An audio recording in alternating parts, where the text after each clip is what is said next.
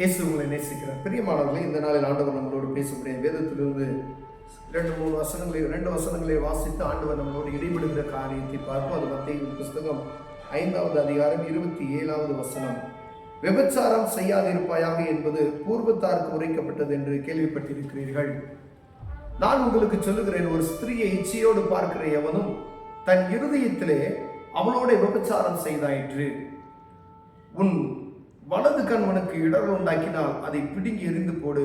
உன் சரீரம் முழுவதும் நரகத்திலே தள்ளப்படுவதை பார்க்கிலும் உன் அவயங்களில் ஒன்று கெட்டுப்போவது உனக்கு நலமாயிருக்கும். உன் வலது கை உனக்கு இடர்கள் உண்டாக்கினால் அதை தரித்து எறிந்து போடு. உன் சரீரம் முழுவதும் நரகத்தில் தள்ளப்படுவதை பார்க்கிலும் உன் அவயங்களில் ஒன்று கெட்டுப்போவது உனக்கு நலமாயிருக்கும். தன் மனைவியை தள்ளிவிடுகிற எவனும் தள்ளுச்சீட்டை அவனுக்கு கொடுக்க கடவன் என்று உரைக்கப்பட்டது. பிரியமானவர்களே, பழைய ஏற்பாட்டின் காலத்தை வைத்து அநேக பேர் என்ன செய்யறோம், தவறுகளை செய்து கொண்டிருக்கிறது நாம் பார்க்க முடியுது. பழைய ஏற்பாட்டின் காலத்தை முன்னாடி எடுத்துக்கிறது. பழைய ஏற்பாட்டின் காலத்தினுடைய காரியங்கள் வேறு. ஆண்டவராய் இயேசு கிறிஸ்து வந்ததின் நோக்கமே, இந்த அவருடைய வருகை வரும் பொழுது எல்லா ஜனங்களும் ரட்சிக்கப்படணும், எல்லா ஜனங்களும் ஆண்டவரை அறிந்து கொள்ளும் என்ற ஒரே நோக்கத்துக்கு தான் அவர் இந்த பூமிக்கு வந்தார். அநேக சட்ட திட்டங்களை மாற்றினார். எல்லாரும் ஆண்டவருடைய நாமத்தை ஒரு பரிசுத்த ஸ்தலத்துக்குள்ள போக முடியாது. ஆனா ஆண்டவர் என்ன செஞ்சார், அதை மாற்றினார். யாரும் ஆண்டவருடைய நாமத்தை எங்கும் பிதாவை தொழுது கொள்ளும் காலம் வரும்னு சொல்லி அந்த சமாரிய ஸ்திரீயோட ஆண்டவர் சொல்றாரு. எங்கும் நீங்க வீட்டில் அமர்ந்திருந்த நீங்க தேவ சமூகத்தை நோக்கி பார்த்து ஆண்டவருடைய பிரசன்னத்தை நீங்கள் உணர முடியும். எங்கும் பிதாவை தொழுது கொள்ளும் காலம் வரும்னு ஆண்டவர் தான் சொல்றாரு.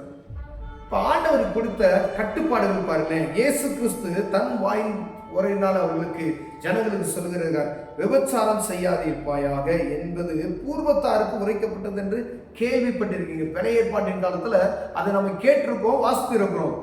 நான் உங்களுக்கு சொல்றேன், அவர் சொல்லுகிற ஒரு கட்டளையை பாருங்க. பிரமாணத்துல புதிய பிரமாணம், இது புதிய உடன்படிக்கையா இந்த வார்த்தைகள்.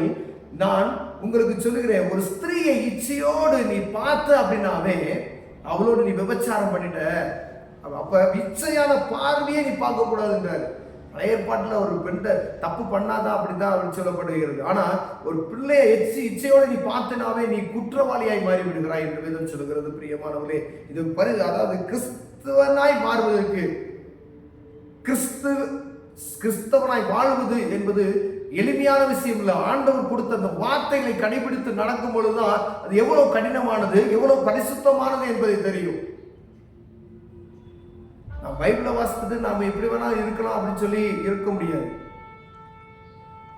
இதை கடைபிடித்து நடக்கிறவர்கள் பாக்கியவான்கள் என்று வேதம் சொல்லுகிறது. இந்த வசனத்தை கடைபிடித்து நடக்கணும், அவர்கள் பரலோக ராஜ்யத்துக்கு கடந்து செல்வார்கள் என்று. அப்ப எவ்வளவு பாருங்க, ஒரு சின்ன விஷயம் தான். ஒரு தப்பா பார்க்கிற ஒரு தடவை நீங்க பாக்குறீங்க அப்படின்னா திரும்பி இது தவறு என்று நீங்கள் பார்க்கும் பொழுது அதை என்ன செய்யுது, ஆண்டவர் சமூகத்தில் குற்றமாக காணப்படுகிறது. பிரியமானவர்களே, சொல்றார் பாருங்க, உன் வலது கண் உனக்கு இடர்கள் உண்டாக்கி நான் அதை பிடுங்கி போடு. இந்த கண்ணு எனக்கு இடரா உண்டாகுது அப்படின்னா பிடுங்கி கூட போட்டுரு. ஒத்த கண்ணனாய் குருடனாய் நீ பரலோகத்துக்குள்ள போறது நல்லதுன்றாரு. நீ 2 நல்ல கண்ணா வச்சுக்கிட்டு நரகத்துல எரிகிறதை காட்டிலும் ஒரு கண் உள்ளவனாய், ஒரு கால் உள்ளவனாய், ஒரு காய் உள்ளவனாய் நீ பரலோகத்துக்குள்ள நுழைவது என்ன செய்யுமா நல்லது. கை உனக்கு தப்பான காரியத்தை செய்யுதுன்னு சொன்னா அந்த கையை வெட்டி போடு அப்படின்றார். உன் கையை எனக்கு இந்த காரியம் எனக்கு இருதயம் தப்பா படுதுன்னா அந்த காரியத்தை தடுப்பதற்கு நம்மளால முடியல, அந்த தடுத்து போடு அப்படின்றாரு. அப்ப ஆண்டவருடைய கற்பனைகளையும் கடைபிடிக்கிறது எவ்வளவு கடினமான வார்த்தைகள் பார்த்துங்க. பரிசுத்தமாய் ஒரு மனிதன் வாழ்வதற்கு ஆண்டவராக இயேசு கிறிஸ்து உரைத்த இந்த வார்த்தைகளை கடைபிடிக்கும்படி ஆண்டவர் விரும்புகிறார். நீ கொஞ்சத்தில் உண்மையுள்ளவனாய் இருந்தால் அநேகத்துக்கு உன்னை அதிகாரியாய் மாற்றுவேன் என்று சொன்னார். ஆண்டவருடைய வார்த்தையை நம்ம செவி கொடுத்து கேட்கிறோம். ஐயா, இதுல நடைமுறைப்படுத்துவதற்கு நான் என்ன செஞ்சிருக்கிறேன்? விபச்சாரம் செய்யக்கூடாது, கொலை செய்யக்கூடாது, பெரிய கற்பனைகள் இதெல்லாம் நான் செய்ய மாட்டேன்.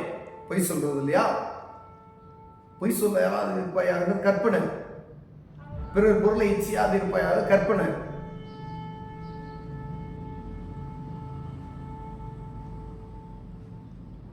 விக்கிரக வழிபாடு பண்ணாத, மேலே வானத்தில் கீழே பூமியின் கீழ் தண்ணீர் யாதொரு விக்கிரத்தையும் உனக்கு நாசியாக உண்டாக்கி கொள்ளாத. உன் தாயின் தகப்பனையும் கணம் பண்ணுவாயாக. இவைகளெல்லாம் நம்ம கடைபிடித்து நடக்கும் பொழுது ஆண்டவர் என்ன செய்வார்? அவருடைய நாம மகிமைப்படும். பிரியமானவர்களே, இது நம்முடைய தனிப்பட்ட ஆவிக்குரிய வாழ்க்கைக்கு ஆண்டவர் சொன்ன அந்த வார்த்தைகள். இது ஒரு மனிதன் இப்படிலாம் இருந்தா அவருடைய நாமத்தை மகிமைப்படுத்த முடியும். அந்த பரலோக ராஜ்யத்துக்கு உள்ள வருவதற்கு இந்த காரியம் இப்படிலாம் நடந்துங்க அப்படின்னு சொல்றாரு.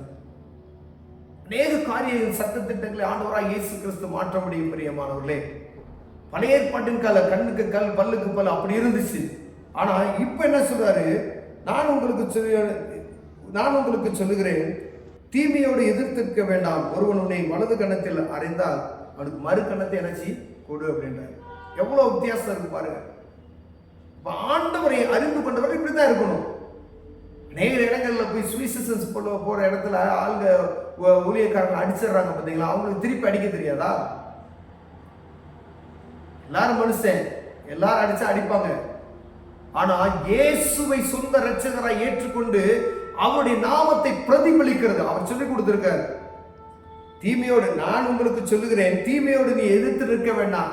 அது தீமன் தெரியும், அதோட நீ எதிர்த்து நிற்காத. ஒரு உன்னுடைய வலது கணத்தில் அடிச்சா நீ இந்த கணத்தில் நீ அடிச்சுக்க அப்படின்னு சொல்லு அப்படின்னு சொல்றாரு. அப்ப எப்படி தாழ்மையுள்ளவனாய் இருக்க வேண்டும் என்று நமக்கு விரோதமாய் ஆட்கள் செயல்படுவார்கள். ஆனா ஆண்டவர் என்ன சொல்றார்? நீ அடி வாங்கு அப்படின்னு. உன்னோடு வழக்காட உன் வஸ்திரத்தை எடுத்துக்கொள்ள வேண்டும் என்று இருக்கிறவனுக்கு உன் அங்கேயும் கொடுத்து கொடு. உன்னை புடுங்குறானா இருந்தா இதையும் வச்சு போ அப்படின்னு சொல்றாரு. அப்ப ஆண்டவர் உங்களை கனப்படுத்துவார். அப்ப அதுக்குள்ள பொறுமை. இது ஏதோ ஏப்பச்சாப் அப்படி கிடையாது. இது ஆண்டவர் சொல்லிக் கொடுத்த வார்த்தைகள். நீ இப்படி இரு, அவர் நடத்துவார். அப்படித்தான் நடத்துறாங்க. வட மாநிலங்கள்ல எத்தனையோ ஊழியக்காரர்கள் சுவிசேஷத்திலிருந்து தாக்கப்படுகிறதை நாம் கேட்கிறோம். அவங்க ஒன்றும் பேசுறது கிடையாதே. அதுதான் கிறிஸ்துவின் அன்பு. பிரியமானவர்களே, நாள் ஒன்று வரும், அவர்கள் இயேசுவை அறிந்து கொள்வார்கள்.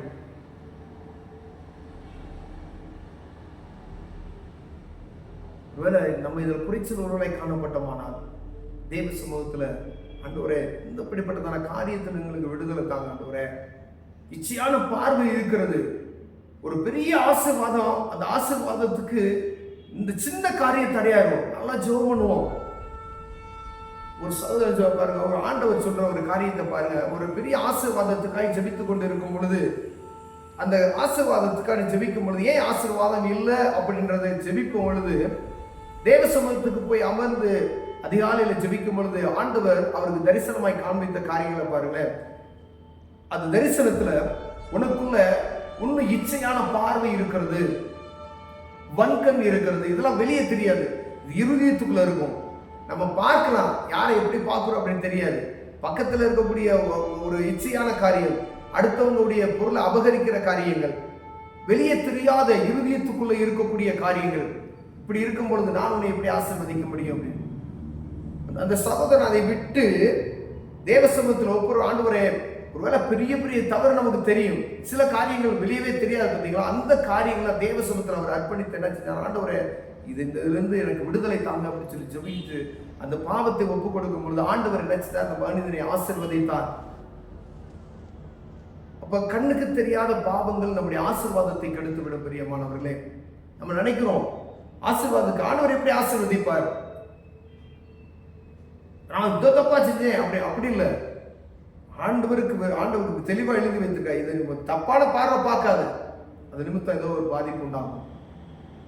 தேவசமூகத்துக்கு போ, அதற்கான ஆண்டவர் பரிகாரத்தை, ஆண்டவர் இதுக்கு பலன் தாங்க அப்படின்னு சொல்லுவார். கிருபை பாருங்க ஆண்டவர் தேவசமூகத்தில் ஜெபிப்போம். பெரியவர் கண்களை மூடி, தகப்பனே ஆண்டவரை தவறான பார்வைகள், இச்சையான பார்வைகள், அப்படிப்பட்டதான ஆண்டவருக்கு விருப்பமில்லாத மறைமுகமாய் இருதயத்துல வன்கண், எரிச்சல், பொறாமைகள், இப்படிப்பட்டதான காரியம் இருக்குமேனால், கோபங்கள், இப்படிப்பட்டதான காரியங்கள் இருக்குமேனால் அதிலிருந்து விடுதலை தாங்க. எங்களுடைய ஆசீர்வாதத்தை சுதந்திரித்துக் கொள்வதற்கு தேவன் இப்படிப்பட்டதான காரியத்திலாம் எங்களுக்கு எடுத்து போடுங்க. நான் ஜெபிக்கிறேன் இயேசுவின் நாமத்தில் பிதாவே, ஆமென்.